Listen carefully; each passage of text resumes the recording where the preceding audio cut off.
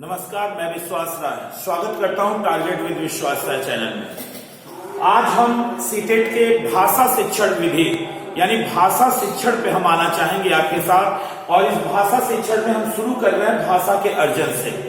पूरे भाषा शिक्षण को इस वीडियो के अंतर्गत हम ला देंगे। और हाँ, जितने क्वेश्चन आज तक पूछे गए हैं सभी प्रश्न इसमें समाहित हो जाएंगे आपके, और जो पूछे जा सकते हैं वो भी आप इस वीडियो के माध्यम से आप एकदम निश्चिंत रहिएगा कि प्रश्न यहीं से आने वाले हैं आपके विकल्पों में। अतः भाषा अर्जन यदि हम देखें बच्चों, तो भाषा अर्जन कैसे होता है और भाषा अधिगम कैसे होता है। भाषा अर्जन और भाषा अधिगम ये दोनों का जो सबसे महत्वपूर्ण पहलू होता है वह होता है सीखने का परिवेश। यानी बच्चा किस परिवेश में रहकर भाषा का अर्जन या भाषा अधिगम कर रहा है। जहां तक बात रही चॉम्स्की की, वो कहते हैं कि भाषा जन्मजात होती है। यानी बच्चा भाषा जन्मजात लेकर, यानी भाषा सीखने की जो क्षमता होती है वो जन्मजात होती है। भाषा सीखने की क्षमता जन्मजात होती है। यही कारण होता है कि चाहे वो अमीर का बच्चा हो या गरीब का बच्चा हो या किसी सांस्कृतिक परिवेश का बच्चा हो, वो भाषा की क्षमता उसके अंदर पहले से निहित होती है। और दूसरा, अगर हम वाइगोट्स्की और पियाजे को लें तो पियाजे कहते हैं पहले विचार आते हैं, भाषा बाद में आती है। जबकि वाइगोट्स्की कहते हैं नहीं, पहले भाषा आती है, विचार बाद में आते हैं। तो भाषा का अर्जन यदि हम देखें यहां पर, तो भाषा का अर्जन यानी विकल्प होगा सरलता पूर्वक, सहजता से, अनुकरण से, मातृभाषा यानी प्रथम भाषा से, परिवार समाज से अनुकरण करके, स्वाभाविक रूप से और अनौपचारिक। ये सब बिंदु भाषा के अर्जन से संबंधित हैं। यदि विकल्प में आते हैं तो भाषा का अर्जन यानी आपका आंसर सही होने वाला है। जहां तक बात रही भाषा के अधिगम की, तो याद रखिएगा कि भाषा का अधिगम विद्यालय में होता है। भाषा का अर्जन सरलता पूर्वक, सहजता से, अनुकरण करके, मातृभाषा प्रथम भाषा, परिवार समाज से अनुकरण करके, स्वाभाविक रूप से अर्जन होता है, यह अनौपचारिक है। और दूसरा, अगर भाषा अधिगम देखते हैं तो यह विद्यालय में होता है, यह द्वितीय भाषा मानक भाषा के रूप में यह औपचारिक होता है और प्रयास पूर्ण होता है। यहां अर्जन का मतलब प्राप्त करना, अधिगम का मतलब सीखना। तो दोनों में आप अंतर स्पष्ट बना के रखिएगा। और याद रखिएगा, मैंने पहले भी कहा कि भाषा का अर्जन और भाषा का अधिगम, इसका जो सबसे महत्वपूर्ण पहलू है, जो सबसे महत्वपूर्ण पहलू है वह है सीखने का परिवेश। यानी उसका परिवेश कैसा सीखने का है। कहा भी जाता है बच्चों कि यदि बच्चा एकल परिवार और संयुक्त परिवार में है तो संयुक्त परिवार के बच्चे की भाषा एकल परिवार के बच्चे की भाषा से ज्यादा स्ट्रांग होती है, उसमें सीखने की क्षमता भी ज्यादा पाई जाती है। यानी भाषा का अर्जन ज्यादा होता है। प्राथमिक स्तर पर जो भाषा शिक्षण है, ध्यान दीजिएगा आप, प्रश्न नहीं छूट के जाएगा। प्राथमिक स्तर पर भाषा शिक्षण के साथ ही कला शिक्षण को शामिल करने का उद्देश्य है। अगर इस तरह का प्रश्न होता है कि प्राथमिक स्तर पर बच्चा कैसा है, छोटा है, भाषा शिक्षण के साथ ही कला शिक्षण, इन दोनों शिक्षणों को शामिल करने का उद्देश्य क्या है, तो याद रखिएगा बच्चों की रचनात्मकता का विकास करना है, बच्चों द्वारा आनंद की प्राप्ति है और चित्रों के माध्यम से अभिव्यक्ति का विकास भी है। यानी चित्रों के माध्यम से अभिव्यक्ति का विकास, आनंद की प्राप्ति और रचनात्मकता का विकास प्राथमिक स्तर पर भाषा शिक्षण के साथ कला शिक्षण को शामिल करने का मुख्य उद्देश्य है। और आप ये भी जानते होंगे कि जो इनकी बुक होती है प्राथमिक कक्षा में, आप ही कहते हैं कि ये बुक जो होती है वो पिक्चर बुक होती है, पिक्चर्स बुक होती है। यानी इसमें तस्वीरें ज्यादा होती हैं, लिखा कम होता है, क्योंकि वो आनंद लेना चाहते हैं। और वही प्रश्न यहाँ पे आ जाए कि कविता शिक्षण में सबसे ज्यादा महत्वपूर्ण क्या है, तो कविता शिक्षण में सबसे ज्यादा महत्वपूर्ण कविता का भावपूर्ण पठन है और रसानुभूति और आनंद की प्राप्ति है। कई बार क्वेश्चन पूछा और यही पे आके वो रुका हुआ था। यानी कविता शिक्षण का सबसे ज्यादा महत्वपूर्ण कविता का भावपूर्ण पठन, रसानुभूति और आनंद की प्राप्ति है, और आनंद की प्राप्ति है।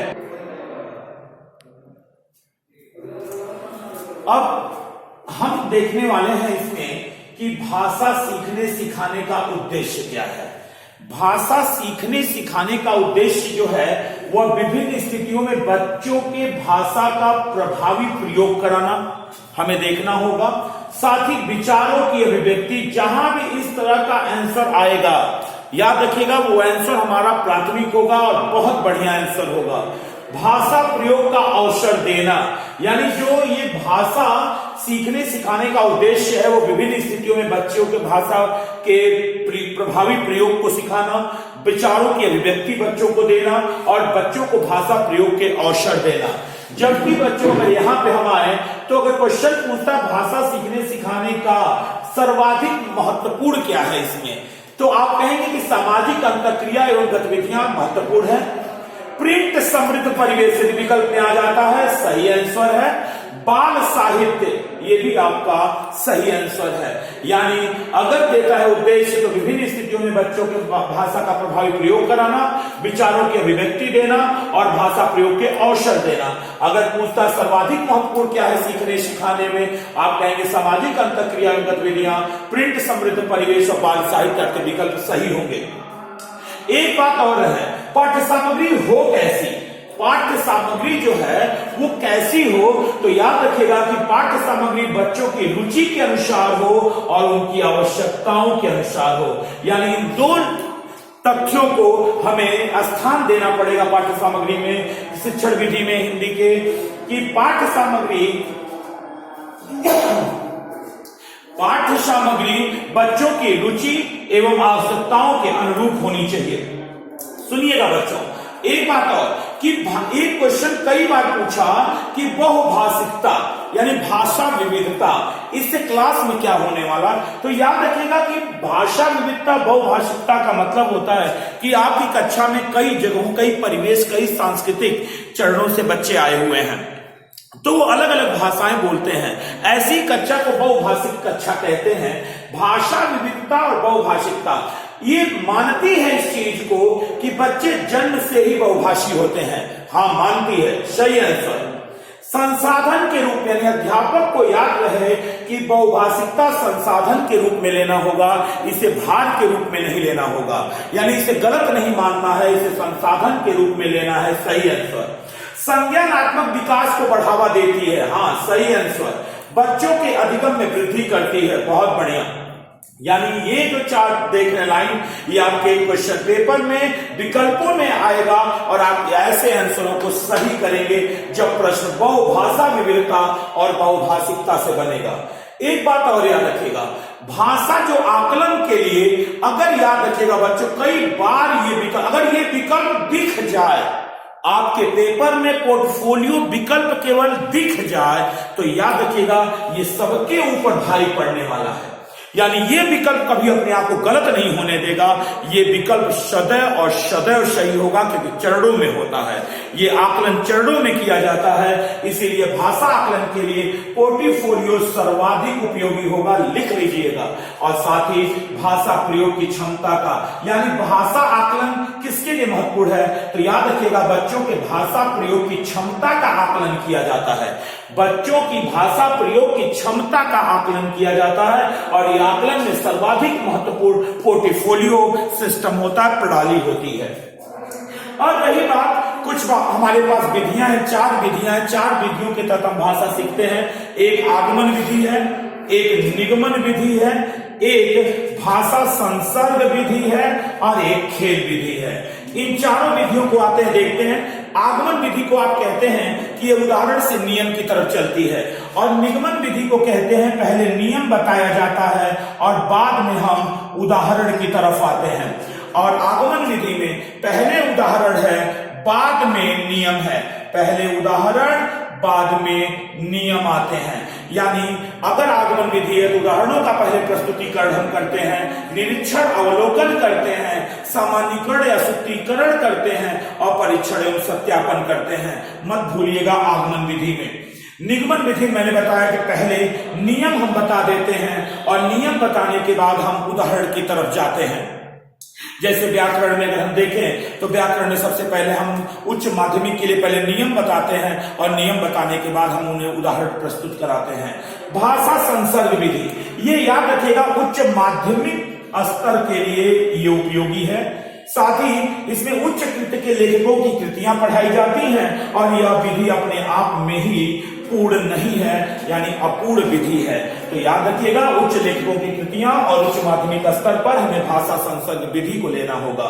रही बात खेल विधि की, तो खेल खेल में व्याकरण सिखाया जाता है, जैसे शब्द भेद है, लिंग भेद है आदि का इसमें हम ज्ञान कराते हैं। तो ये भाषा की शिक्षण विधि। अब हम बात करेंगे भाषा कौशल पे। यहां से भी प्रश्न पूछे जाते हैं, इनका क्रम पूछा जाता है। तो याद रखिएगा, आप कहते हैं श्रवण कौशल, मौखिक अभिव्यक्ति कौशल, पठन कौशल और लेखन कौशल। यानी श्रवण कौशल सुनना, मौखिक अभिव्यक्ति कौशल बोलना, पठन कौशल पढ़ना और लेखन कौशल लिखना। यानी सुनना, बोलना, पढ़ना, लिखना, ये तो मनोविज्ञान यानी भाषा शिक्षण विधि में होती। लेकिन यही अगर मारिया मोंटेसरी के अनुसार आपसे पूछ लिया जाता है, तो मारिया मोंटेसरी में क्रम थोड़ा सा बिगड़ जाता है कि सुनना, बोलना, लिखना, पढ़ना, यानी सीधे अंदाज में तो सुनना, बोलना, पढ़ना, लिखना। लेकिन मारिया मोंटेसरी के अनुसार, याद रखिएगा मेरी बात को, मारिया मोंटेसरी के अनुसार सुनना, बोलना, लिखना, पढ़ना, जिसमें से पठन कौशल अर्थ को ग्रहण करना होता है। यानी अगर पठन कौशल आपसे पूछ रहा है, कोई बच्चा पढ़ता है लेकिन धीरे धीरे पढ़ता है, तो समझ लीजिए वो अपने अर्थ को ग्रहण कर रहा है। और दूसरा जो आप लेखन कौशल देख रहे हैं, लिखना, उसमें विचारों की अभिव्यक्ति आंसर होगा। और पठन कौशल से जितने भी प्रश्न पूछे जाएंगे उसका आंसर अर्थ ग्रहण करना होगा। तो याद रखना बच्चों, लेखन कौशल से जब भी प्रश्न पूछे जाएंगे तो उसका आंसर सदैव विचारों की अभिव्यक्ति आएगी। और पठन कौशल में जब भी क्वेश्चन पूछा जाएगा तो आंसर आएगा अर्थ ग्रहण करना। इसमें से दो को ग्रहणात्मक कौशल कहते हैं और दो को हम अभिव्यक्तात्मक कौशल या उत्पाद कौशल कहते हैं।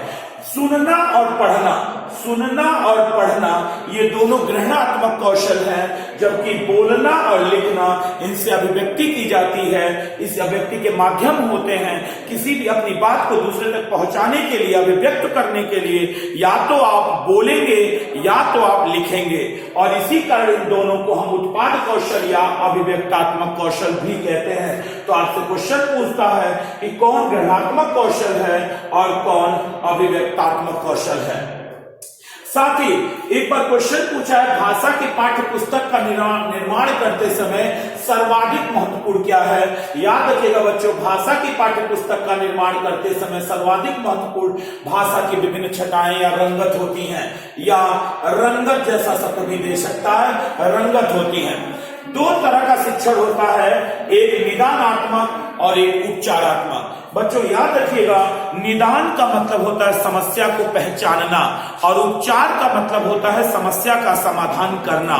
तो जब अध्यापक निदानात्मक शिक्षण करता है यानी वो समस्या का पता लगाता है, और उपचारात्मक शिक्षण में वो समस्या का समाधान करता है। तो अध्यापक सबसे पहले कौन सा शिक्षण करना चाहिए, परीक्षण करना चाहिए? आप कहते हैं निदानात्मक करना चाहिए, ताकि सबसे पहले हम समस्या का समाधान कर सकें, और उसके बाद उपचारात्मक शिक्षण करना चाहिए ताकि हम उस समस्या को पहचानने के बाद हम समस्या का समाधान कर सकें।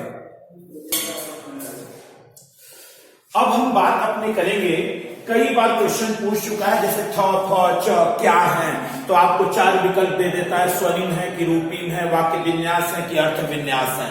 तो याद रखिएगा बच्चों, आज हम इसे स्पष्ट कर लेते हैं कि ये होते क्या हैं। स्वनिम यानी भाषा की जो सबसे छोटी इकाई होती है उसे स्वनिम यानी फोनिम कहते हैं। भाषा की सबसे छोटी इकाई स्वनिम कहलाती है। यानी इस तरह के अगर वर्ड केवल आ रहे हैं आपके पास, डॉट डॉट आदि भी हैं, जो भी हो, यानी जिन्हें तोड़ा ना जा सके, तो आप समझ जाइएगा कि ये स्वनिम है। जैसे अ, क, ज, ब, च, थ, ट, म, ल, सब के सब क्या है? स्वनिम है। यानी भाषा की ये सबसे छोटी इकाई स्वनिम कहलाती है। पर क्वेश्चन पूछा था आपसे कि थ, फ, च क्या है, तो आपका आंसर था कि थ, फ, च भी क्या है? स्वनिम है। रूपिम शब्द का जो छोटा रूप होता है, जैसे आम, तो ये शब्द का जो छोटा रूप है ये क्या कहलाता है? रूपिम कहलाता है। और यही जब वाक्य में विन्यास हो जाता है, पदों में आ जाता है, जैसे राम गोरखपुर जाता है, ये वाक्य विन्यास हो गया। और अर्थ विन्यास, वाक्य विन्यास में जो वाक्य है उसका अर्थ सही होना चाहिए, अर्थ गलत नहीं होना चाहिए, नहीं तो अर्थ विन्यास नहीं होगा। यानी स्वनिम जो भाषा की सबसे छोटी इकाई है, चाहे अ यानी पूरी वर्णमाला देख लें, वो सब के सब स्वनिम है। रूपिम शब्द का जो छोटा रूप होता है वो रूपिम कहलाता है, और जहां भाषा के नियम लग जाते हैं वो वाक्य विन्यास हो जाता है, जहां वो पद के रूप में आ जाते हैं, और उन्हीं वाक्य विन्यास का यदि सही अर्थ हो रहा है तो उसी को हम अर्थ विन्यास कहते हैं। सबसे अधिक क्वेश्चन पूछे जाने वाले ये टॉपिक हैं, तो आप समझ जाइएगा कि जहां पे वर्णमाला केवल दिया हो समझ जाएगा स्वनिम है। दो शब्दों में बहुत छोटा सा टूटने का सार्थक ना हो पाए ऐसे दिया हो तो रूपिम समझ लीजिएगा शब्द को, और वाक्य के रूप में दिया हो तो भाषा के नियम भी उसमें लगे हो तो वाक्य विन्यास, और सही उसका अर्थ निकल रहा हो तो वो अर्थ विन्यास। साथ ही बच्चों एक बात और कि भाषा शिक्षण में भाषागत दोष, आखिरी टॉपिक पे आ जाते हैं कि भाषा शिक्षण में भाषागत दोष कौन कौन होते हैं। तो 4 दोष माने जाते हैं, वर्णमालागत दोष, स्वर लोप दोष, स्वर भक्ति दोष और स्वरागम दोष। जो वर्णमाला दोष है, जैसे अगर आपसे प्रश्न पूछा है कि एक बच्चा या राधा अपनी कक्षा में क को कै बोलती है, ख को खै बोलती है, तो वो कोश शिक्षण के किस भाषागत दोष में है? 4 विकल्प आपको दे दिया है, आप तुरंत कहेंगे ये वर्णमालागत दोष है, ये वर्णमालागत दोष है। और यही अगर वो क्षत्रिय को छत्री बोलती है तो समझ लीजिएगा कि ये स्वर लोप दोष है, स्वर लोप दोष है। अगर वो महेंद्र को महेंद्र लिखती है, श्री को सीरी कहती है, तो इस दोष को हम स्वर भक्ति दोष कहते हैं। और यदि स्नान है उसको अस्नान, बोलने में तो यही आएगा, स्नान को अस्नान कहती है, स्कूल को स्कूल कहती है, तो समझ लीजिएगा इसमें एक स्वर ला दे रही है, तो स्वर का आगम हो जा रहा है, यहां पे स्वर का लोप हो जा रहा है, यह गायब हो गया, तो कंफर्म हो गया कि स्वर लोप दोष हो गया।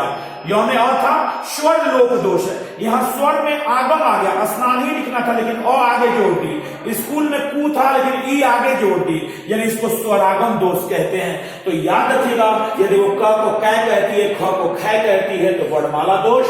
छत्री यानी अगर कोई लोप कर ले जाती है किसी स्वर का तो स्वर लोप दोष। यदि आवश्यकता जहां पे नहीं है वहां पर भी उन्हें उठा कर ला रही है तो स्वर भक्ति दोष। और यदि स्वरों को जबरदस्ती ला रही है, स्नान की जगह पे अस्नान, स्कूल की जगह पे स्कूल, तो आप कहेंगे कि ये स्वरागम दोष है। अब क्वेश्चन पूछ दिया महेंद्र अपनी कक्षा में, जैसे आपसे क्वेश्चन पूछ दिया कि सीता अपनी कक्षा में महेंद्र को महेंद्र लिखती है, श्री को सीरी लिखती है या कहती है, उसमें कौन सा दोष आ गया है? तुरंत कहेंगे कि उसमें स्वर भक्ति दोष आ गया है, स्वर भक्ति दोष। तो बच्चों आज के लिए केवल इतना ही। इस भाषा शिक्षण अगर आपने पूरा वीडियो देखा है तो यकीनन आप अच्छी तरीके से पेपर को सॉल्व करेंगे। और इस चैनल को सब्सक्राइब, शेयर और लाइक करना ना भूलें, और अधिक से अधिक शेयर करें ताकि अन्य तक भी ये वीडियो पहुंच सके। आज के लिए इतना ही, बहुत बहुत धन्यवाद।